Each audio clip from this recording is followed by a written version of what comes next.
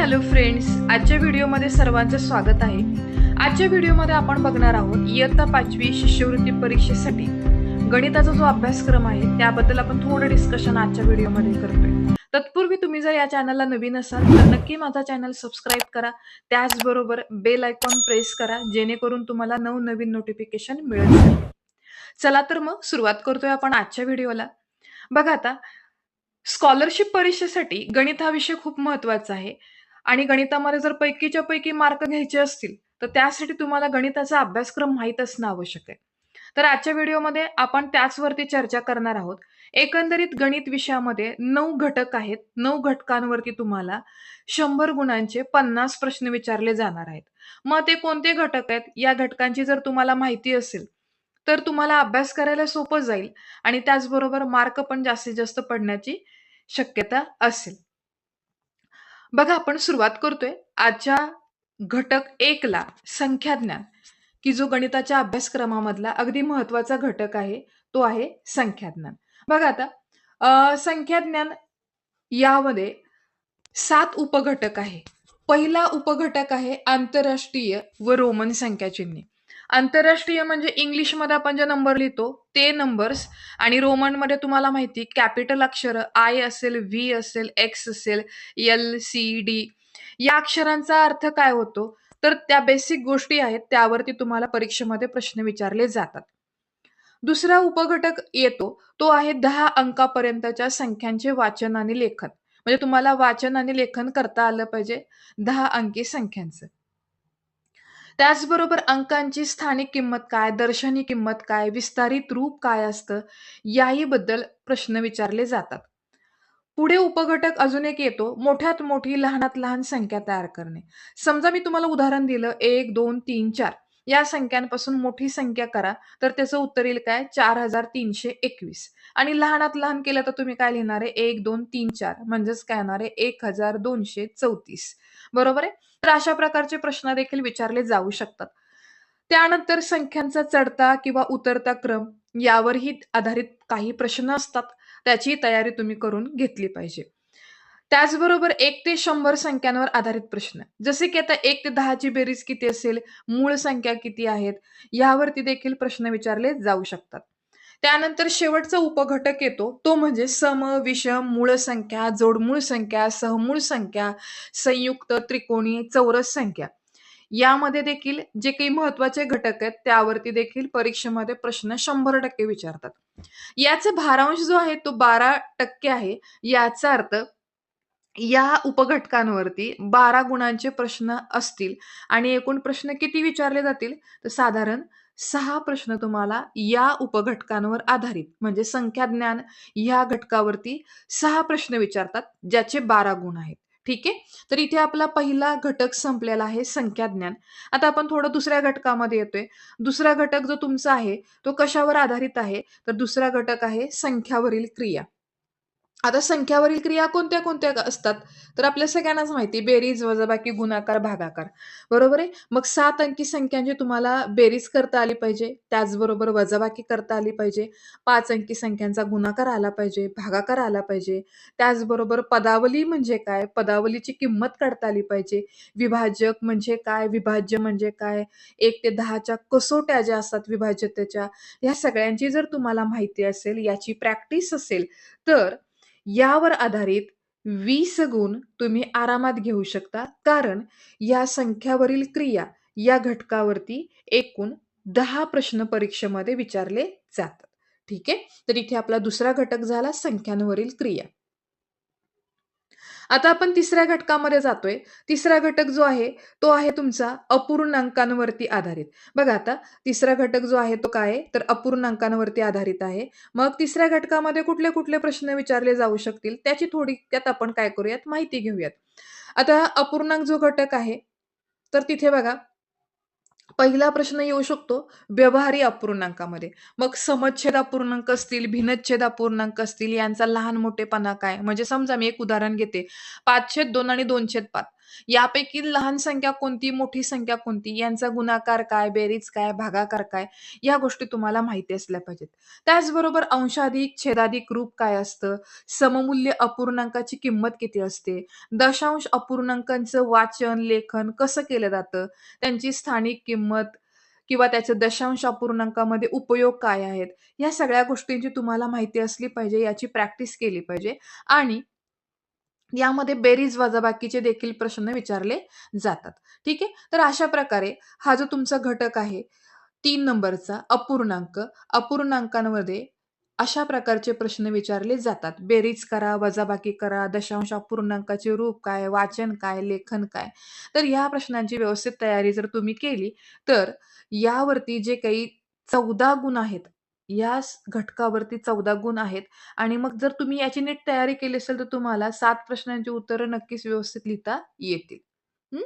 आता पुढच्या घटकाकडे आपण येतोय.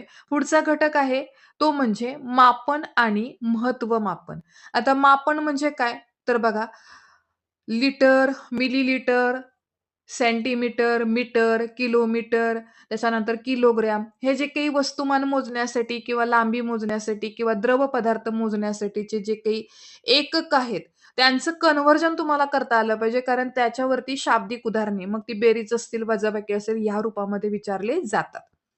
त्यानंतर कालमापनावर आधारित देखील प्रश्न असतात. घड्याळावर आधारित म्हणजे तुम्हाला इथं मिनिटांचं सेकंदमध्ये रूपांतर करता आलं पाहिजे किंवा मिनिटाचं तासामध्ये रूपांतर करता आलं पाहिजेत आणि त्याच्यावर आधारित बेरीज, वजाबाकी, गुणाकार, भागाकार किंवा शाब्दिक उदाहरणे येऊ शकतात. तिसरा जो घटक आहे, उपघटक आहे, तो आहे कॅलेंडर म्हणजे दिनदर्शिका. एखादं उदाहरण तुम्हाला पडू शकतं. समजा जागतिक पर्यावरण दिन 2025 मध्ये बुधवारी आहे, तर 2027 मध्ये कधी असेल किंवा 2020 मध्ये कधी झालेला असेल, ठीक आहे. तर अशा प्रकारचे प्रश्न देखील तुम्हाला विचारले जातात. त्याची पण ट्रिक आहे, सोपी ट्रिक आहे. तुम्ही जर व्यवस्थित त्या ट्रिक फॉलो केल्या, तर याही प्रश्नांची उत्तरे अगदी आरामात आपल्याला सोडवता येतात. त्यानंतर पुढचा प्रश्न आहे कागद मापन. आता कागद मापन म्हणजे काय? तर कागदाचं मोजमाप करण्यासाठी आपण काही ठराविक एकक वापरतो. जसं की रीम आहे, दस्ता आहे. मग तुम्हाला रीम म्हणजे किती कागद असतात ही माहिती असली पाहिजे. दस्त्यामध्ये किती असतात रीम ते माहिती असलं पाहिजे. त्यावर आधारित गणितं तुम्हाला विचारतात. त्यानंतर मापनमधला 5वा मापनचा जो घटक आहे, तो आहे नाणी आणि नोटा. यांचं रूपांतर करता आलं पाहिजे. मग आता बघा ₹1 किती पैसे असतात किंवा ₹100 किती नोटा येऊ शकतील ₹10 किंवा ₹20 ₹100 किती नोटा असतील. असं जे काही रूपांतर असतं ना, या रूपांतरावर आधारित इथे तुम्हाला प्रश्न विचारले जाऊ शकतात. आता इकडचा भारांश जो आहे 20% याचा अर्थ 20 गुण तुम्हाला इथे मिळतील आणि प्रश्न याच्यामध्ये किती असतात, तर 10 प्रश्न विचारले जातात. 10 प्रश्नांची उत्तरे जर तुम्ही व्यवस्थित लिहिली असतील, बरोबर असतील, तर तुम्हाला ह्या घटकाचे 20 गुण अगदी आरामात मिळतात. आता आपण पुढच्या घटकाकडे जातोय. पुढचा घटक जो आहे, तो आहे तुमचा व्यवहारी गणित. आता व्यवहारी गणित म्हणजे काय? तर आपल्या व्यवहारामध्ये जे काही गणित आपण वापरतो, त्या गणितावर आधारित तुम्हाला इथे प्रश्न असतात. मग कोणते-कोणते प्रश्न विचारले जाऊ शकतात? तर नफा-तोटावर आधारित, शेकडेवारीवर आधारित, सरळ व्याज असेल, ह्या तिन्ही घटकावरती तुम्हाला प्रश्न विचारले जाऊ शकतात. म्हणजे उदाहरण एक घेऊयात आपण. समजा महेशनी ₹4000 ला एक सायकल विकत घेतली आणि त्यानंतर ती सायकल त्याने ₹4500 ला विकली. तर त्याला किती फायदा झाला किंवा किती तोटा झाला. ठीक आहे. तर अशा प्रकारची उत्तरं तुम्हाला शोधायची असतात आणि गणितं सोपी आहेत. याची प्रॅक्टिस जर नीट केली तर तुम्हाला इथे 16 गुण मिळू शकतात आणि 16 गुण म्हणजे इथे प्रश्न किती विचारणार आहेत तुम्हाला? 8 प्रश्न विचारणार आहेत. ठीक आहे. तर इथे आपला 5वा घटक संपतो व्यावहारिक गणित. आता आपण 6व्या घटकाकडे येतो. तो 6वा घटक आहे भूमिती आणि भूमितीमध्ये पहिला जो उपघटक येतो तो आहे तुमचा कोणता? कोन आणि त्यांचे प्रकार. मग आता कोन आणि त्याचे प्रकारमध्ये काय-काय येतं? तर कोनांचे विविध प्रकार आहेत. बाह्य कोन असेल, त्याच्यानंतर पुन्हा आंतरकोन असेल किंवा मग लघुकोन, काटकोन, विशाल कोन ह्या प्रकारचे जे काही उदाहरणं आहेत, प्रकार आहेत, त्यांच्या व्याख्या तुम्हाला माहिती पाहिजेत, तर तुम्ही त्या प्रकारचे प्रश्न सोडवू शकता. समांतर आणि लंब रेषावर आधारित देखील प्रश्न विचारले जातात. त्याचबरोबर त्रिकोण, चौरस, बाजू, शिरोबिंदू या कन्सेप्टवरती आधारित प्रश्न विचारले जातात. वर्तुळामध्ये तुम्हाला माहिती त्रिज्या असतं, जीवा आहे, व्यास म्हणजे काय, केंद्र म्हणजे काय, परिघ असेल, अंतर्भाग, बाह्य भाग, वर्तुळ कंस म्हणजे काय, यावर प्रश्न विचारले जातात. त्यानंतर भूमितीमधला पुढचा घटक येतो तुमचा उपघटक येतो परिमिती. परिमितीमध्ये वेगवेगळ्या आकृत्या असतील आणि त्या आकृत्यावरनं त्या आकृतीची परिमिती किती असेल, असेही प्रश्न विचारले जातात. परिमिती सोबत क्षेत्रफळ, त्यामध्ये आयत आणि चौरस यांची सूत्र जर पाठ असतील, तर तुम्हाला क्षेत्रफळाचे मार्क पैकीच्या पैकी मिळून जातील.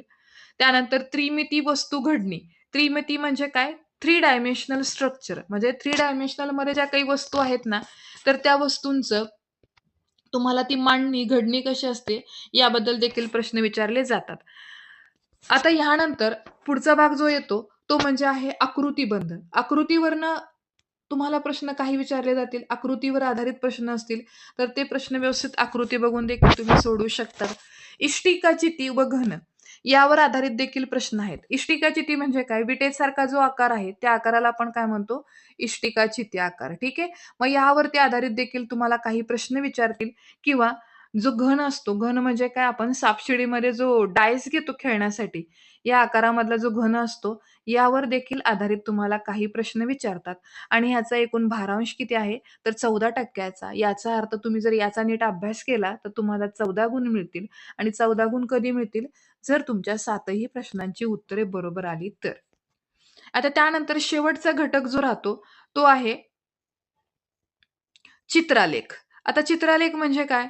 तर इथं आलेख असतील, तुम्हाला काही आकृत्या देतील किंवा आलेख रूपामध्ये काही आकृत्या असतील, यांची तुम्हाला प्रश्न, उत्तरं लिहायची आहेत. म्हणजे जर तुम्हाला आकृती दिली असेल, समजा एखादं दिलं असेल उदाहरण, की 1990 ते 100 म्हणजे 1990 ते 91 किंवा 1991 ते 92 एका वर्गामध्ये असलेल्या मुलांची संख्या किंवा मुलींची संख्या आणि यावरनं मग तुम्हाला प्रश्न विचारतील, की 1991 मध्ये मुलींची संख्या किती होती किंवा मुलांची वर्गामध्ये असलेली संख्या किती? असे अगदी सोपे प्रश्न असतात. आकृती बघून तुम्हाला ते प्रश्न सोडवायचे असतात आणि याला भारांश दिलाय 4 म्हणजे तुम्हाला इथं 4 गुण मिळणार आहेत. कधी मिळतील? जर तुम्ही दोन्ही प्रश्नांची उत्तरं व्यवस्थित दिली तर तुम्हाला मिळतील. तर अशा प्रकारे आपण आजच्या व्हिडिओमध्ये गणिताच्या अभ्यासक्रमाबद्दल चर्चा केली. होप सो सर्वांना हा व्हिडिओ आवडला असेल. या व्हिडिओमध्ये आपण आता इथेच थांबतोय. Thank you.